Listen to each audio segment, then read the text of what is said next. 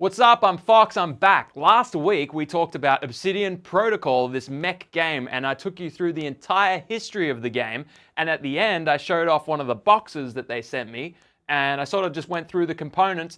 Today we're going to do a deeper dive into it, but if you're unfamiliar with what I'm talking about, I'll show you. Check out this, alright? So I've got a little mech here on my cinematic camera, and this is the mech. And what you can do is it's a fully modular magnetized kit where you put on the left arm, right arm. Let's get a left arm here. I'll pick this one over here. Sorry, I'm moving around a ton. All right, so that's my mech. Very cool, very sleek, very sexy. Now, if I show you, I just broke it. No, it's okay. I'm going to show you over here. This is how I build my mech to actually play the game.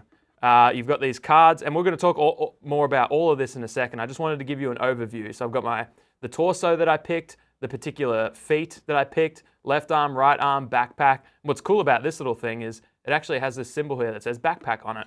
So you know this matches up with this symbol, backpack. So you put everything in the same slot so everything's consistent and makes it really easy when you're actually playing the game. Anyways, that's what Obsidian Protocol is.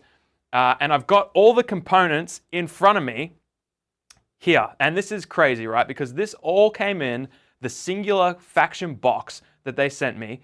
And it's 79 USD. And why that's crazy is because I was comparing it to some other mech kits, and I found out that the Crisis suits for Games Workshop's Crisis Suit Tau kit, that's 3 mech suits, roughly the same size, a little bit smaller, less options, is 89 USD.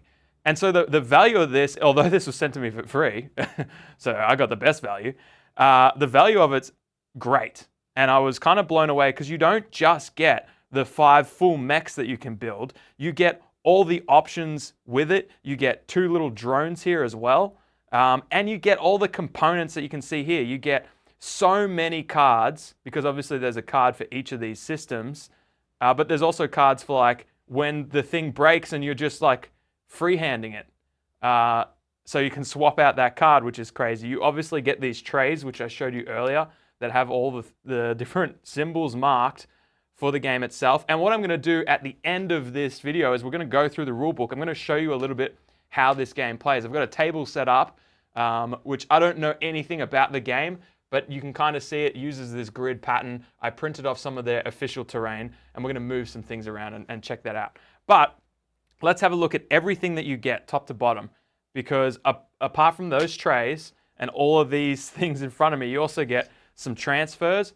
But something I want to highlight as we're talking through this game is their attention to detail, because that was something that came up in last week's video where they almost have this uncompromised or uncompromising desire to do every little part of this game insanely well.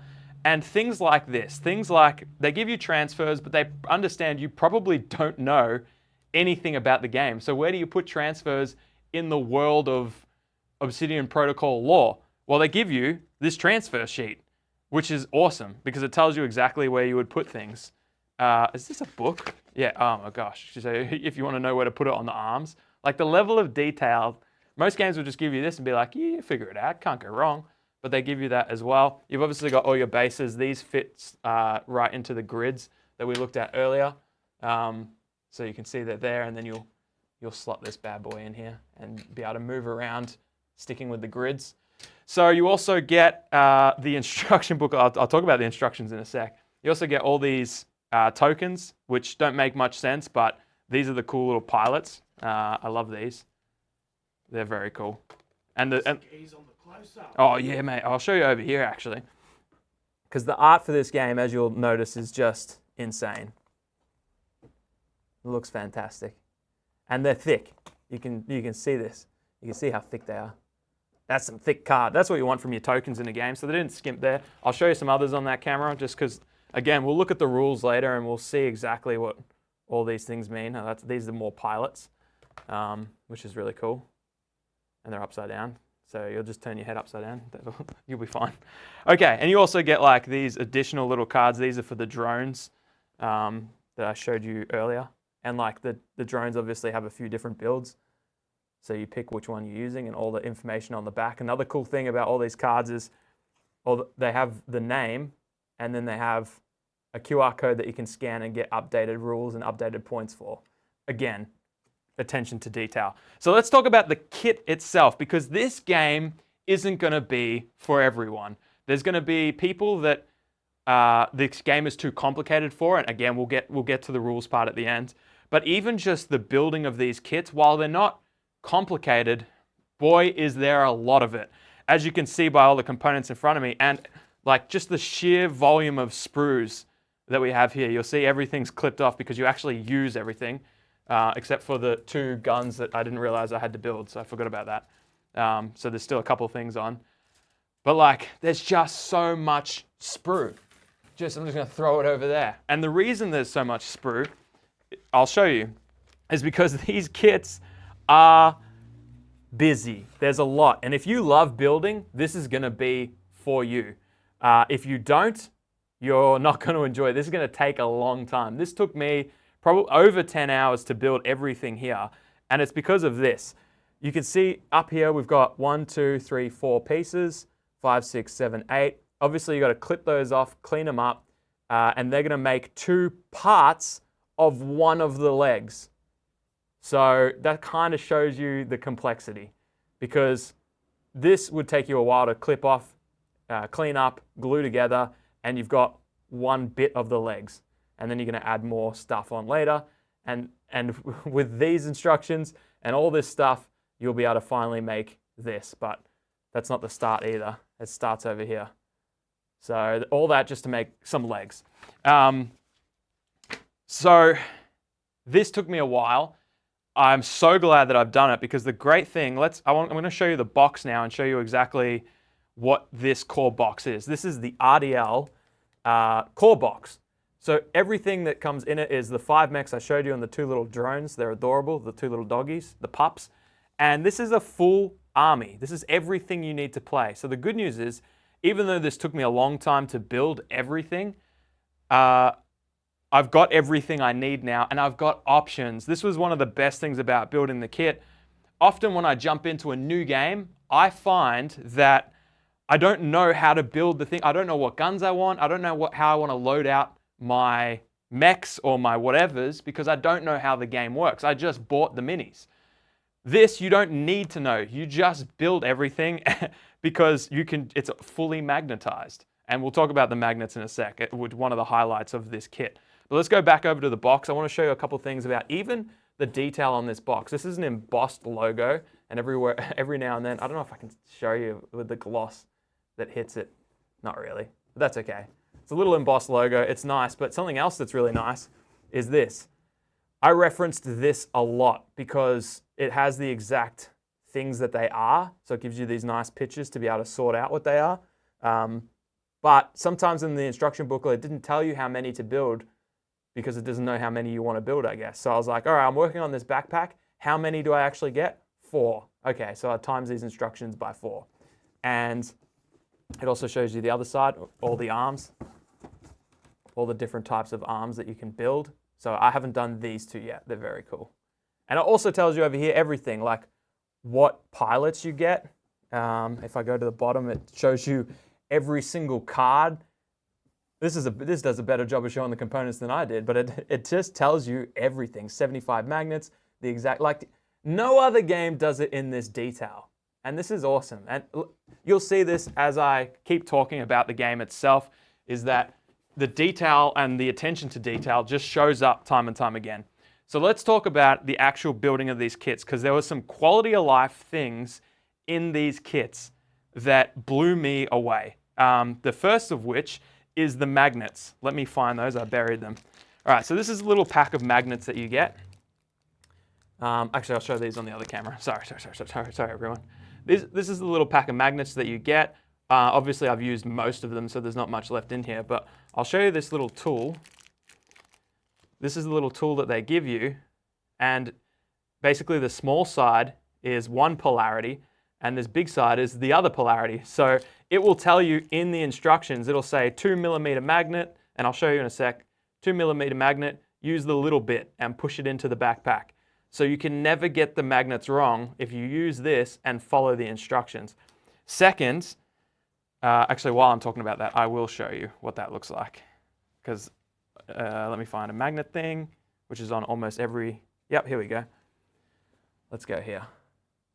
You can see here, this is saying the big side of the magnet, 5mm into that part, which is awesome. Not to mention that when the magnets actually go in, I'll show you one of the slots. So this is the magnet. And I don't know if you can really see this, but either side of the magnet, there's these two little holes, which help obviously when you're putting them in. But it also means you can put this magnet in. And by the way, every single time I put in a magnet, it was just flush in, and it was just perfect. And it just stayed in there. Like the strength of this thing didn't pull it back out. So you push your magnet in there, take this off, and you just left the magnet in there. But then you got to glue it in. And so what these two little holes allow, I don't know if this was intended, but you can just pour super glue over the top and it will seep in those two little holes and leave them in there. Which is great because often if you're trying to build these kits where you super glue first, put the magnet in, and then the magnet comes back out with this, you actually get like super glue everywhere. So anyways, I thought if that's why they did that, that's insane.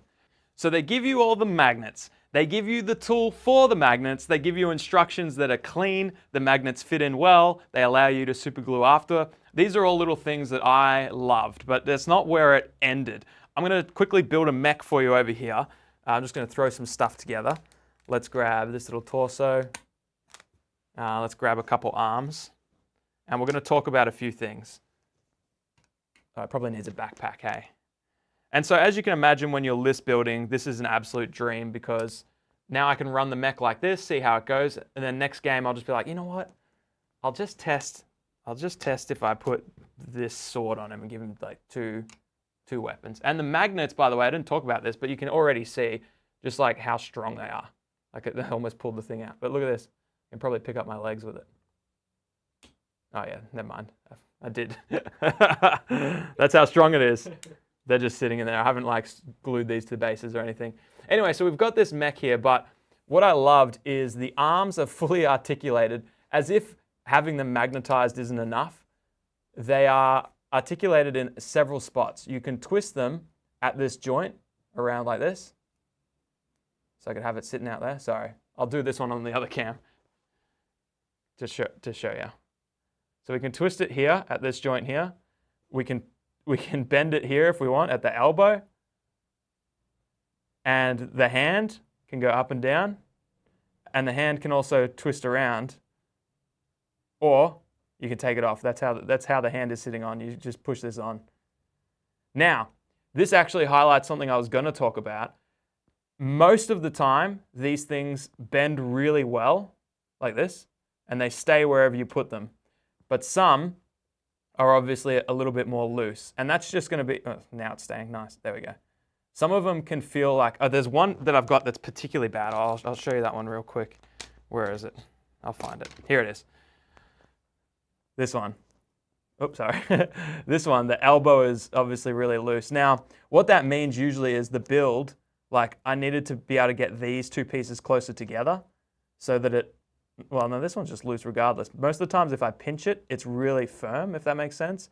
So that was a build issue, whereas this one, like you can see the hand and this. Now, this isn't really a complaint, right? Because it's like, oh, okay, it doesn't fully articulate at the elbow.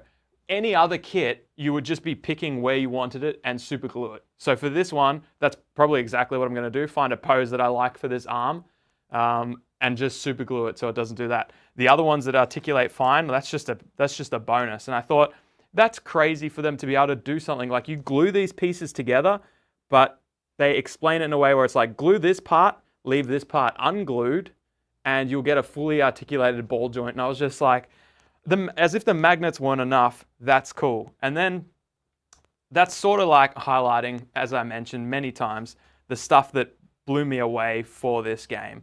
I don't know much about the game. We're about to jump to the rules and have a little look through the complexity of it. Everyone has said, yeah, it's complex, but once you learn it, it's intuitive. And I'm like, well, we'll find out. But even if I don't play this game, I just have now 5 cool mechs that are fully articulated, have all these different weapons that I can use in so many different games. In fact, Church and I were having a laugh because in the previous video we did, every second comment was like, so this is just Battletech, so this is just Gundam Assemble, so this is, and people would list off about 8 or 10 different mech games, and it's like, I don't know if you're realizing this, but there's a lot of mech games out there, and yes, this is another mech game, which just goes to show how powerful this kit can be if you play mech games and you want cool looking mechs. And this isn't the only faction. There's 2 other factions, one's not even out yet. The other one has a completely different aesthetic, which I'll probably buy that one because I like its aesthetic a little bit more. But the art is incredible. I'm just loving all of it. So let's jump to the rules and kind of get a vibe about how this game plays. All right, so I didn't actually have it on my device, so I Googled Obsidian Protocol Rulebook, and the top link was English download. Here we are, and as you can see, this is version 1.0, and I'd always forget to say this, but the game's actually called Ember Obsidian Protocol for licensing reasons, which again was discussed in the previous video. So if you want more context about this game and what I'm talking about today, you can go watch last week's video. Let's have a little look, because you can, this isn't rules light, and we can see that immediately. We've got important concepts, there's a whole chapter, game sequence, and like, there's more and more stuff. So let's go through, there's 100 pages, and all of this is pure rules. So if you think about a 100-page rule book, often that has lore inside and pictures and cool stuff. There's 100 pages of just rules. So it is a little bit more complicated, and at the weightier end, obviously it shows you a bunch of the stuff, like how it all works, and hey look, that's the box that I got. It shows you how to take out tokens from the correct side, unlike the way I pushed it out before. And shows you how the mat goes together. By the way, the mat and the terrain, I think I mentioned this, but that doesn't come in the core box that I'm discussing. Those terrain, you can go to their Patreon, sign up for their $5 tier, and you'll get that. You can download and then print those. So all these pieces, and they're all printable without supports. Actually, I haven't figured out how to print those big ones without supports. I used supports on these, but any sort of like 28mm terrain will work perfect. It's just whether or not it fits into the grids cleanly, which again, you don't even have to use those grids. Anyway, back to the rule book. Let's have a look. We'll go through some of the stuff. I'll just show you loosely how it works. Here's the grid system itself. You can see that there's bigger mechs that fit entirely within a grid, and you can see the smaller things like the drones fit in half of a grid, or sort of like 2/3 of the grid, and then you see the smaller stuff fits in like 1/9 of the grid. I don't know how that works. Anyways, that's the grid system. That's how it works. This is what not to do. You don't put your mechs right in the middle if they don't fit. You don't pivot them. All that's bad. Don't do bad stuff. Here's a better representation of that. And that's what I showed you before, by the way, that all the cards have these symbols on them that match the symbols in the trays, that match the symbols that you see everywhere. The torso, chassis, left arm, right arm, backpack. Very cool. Anyway, let's get into some rules. Here are the pilots, by the way. These are for each faction. So the UN, that's the top faction there, and that's their cool pilots. And these are the pilots that we saw, the T&E squadron for the RDL. So that's great. And then this is the other one, Guardians of Freedom. And they look really cool. And I'm excited about their actual miniatures, but they're not out yet. So your pilots, even just within the pilots alone, there's a thing, you get your pilot card, you get your timing dial, because during the course of a game, the timing dial of each pilot is used to determine the actions their mechs may perform and the order in which they will have their action opportunity. When a player is not operating the timing dial, it is placed on the corresponding pilot card, and you can already see how many symbols and little things are on there. So this is what I was talking about at the start when I said this game won't be for everybody, but the people that it is for, it's for. This is your Warhammer 40k, and what I mean by that is this game has everything that you would want in a game to be fully immersed in it, but with that comes the complexity of having to play that game regularly to keep the rules fresh enough in your head so that on the table you can have an enjoyable experience. So this is definitely one of those games. It has pilots and how well the pilots are linked up with the mechs and the timing that they can perform actions. And then it has sick looking drones. You've obviously got to be across all the different cards. It's got projectiles and deployables as well, which is really cool, like these little missiles that move around. Anyway, then we got the dice, and these are bespoke dice. I showed you those a little bit on the last video. And the red dice is used for attack, white dice for defense, blue is used for involving. I got this, don't worry, bear with me. Mobility, and you got the yellow dice for attack rolls and electronic counter rolls to generate light hits. Oh, that's right, yeah. So yellow is kind of like light attacks, and the red dice are like heavier attacks. So even the dice are quite nuanced. You've got the black dice too, which has the different pieces of the mech on it. So, and I think that's for like determining what parts get damaged. So you might roll and your left arm gets damaged, and therefore you take it off. It's magnetized, don't worry. You just take it off your mech to denote you can no longer use that. There's a ton of different actions and special rules.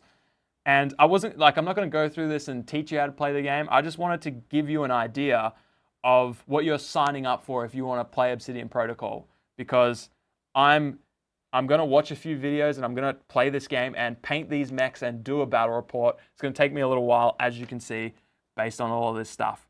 So consider subscribing to our Patreon, link in the description.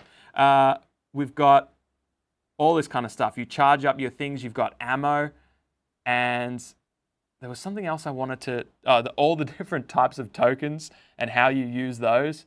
There were a few really cool things that made me go, oh yeah. Okay, so as you can see by this picture, I've set up my terrain correctly. That's right, I did it correctly. As you can see on the board, I actually have these things, I'll just slide this out, on the back part here, which according to this rulebook is exactly how you're supposed to do it. Heck yeah, go me.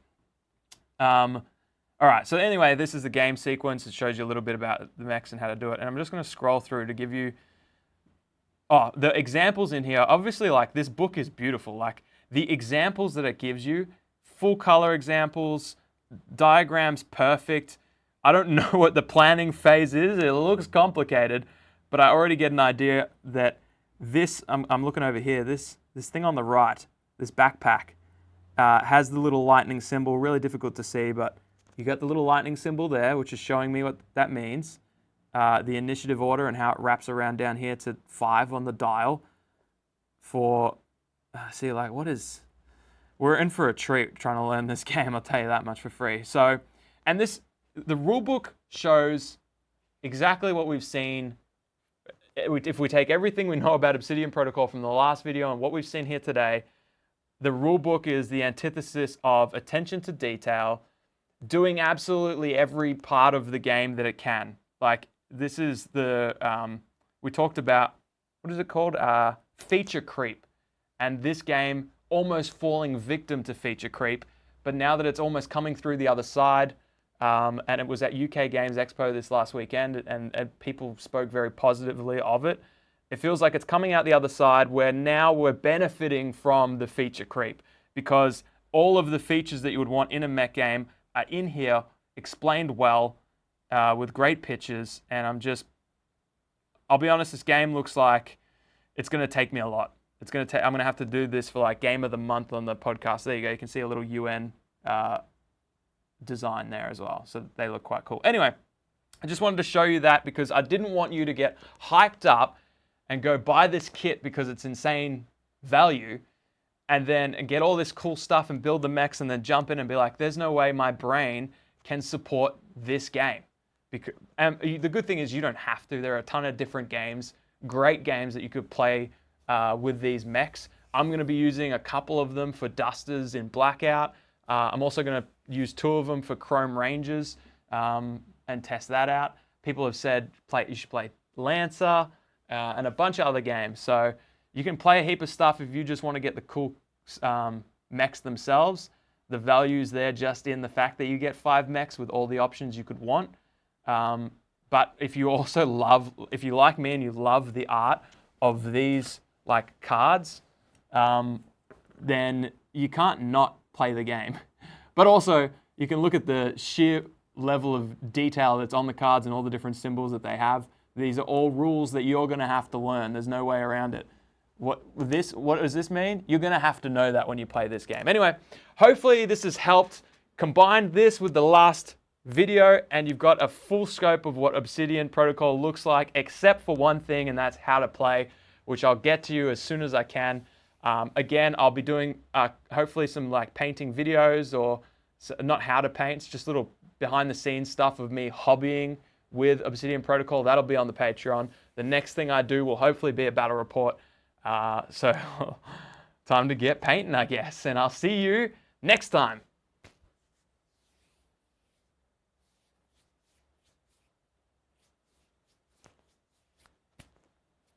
This is where I live. So, well, not technically where I live. But you can go. All right, we'll see you later. No, not you, Churchy. No, you stay. You stay. We got more to do.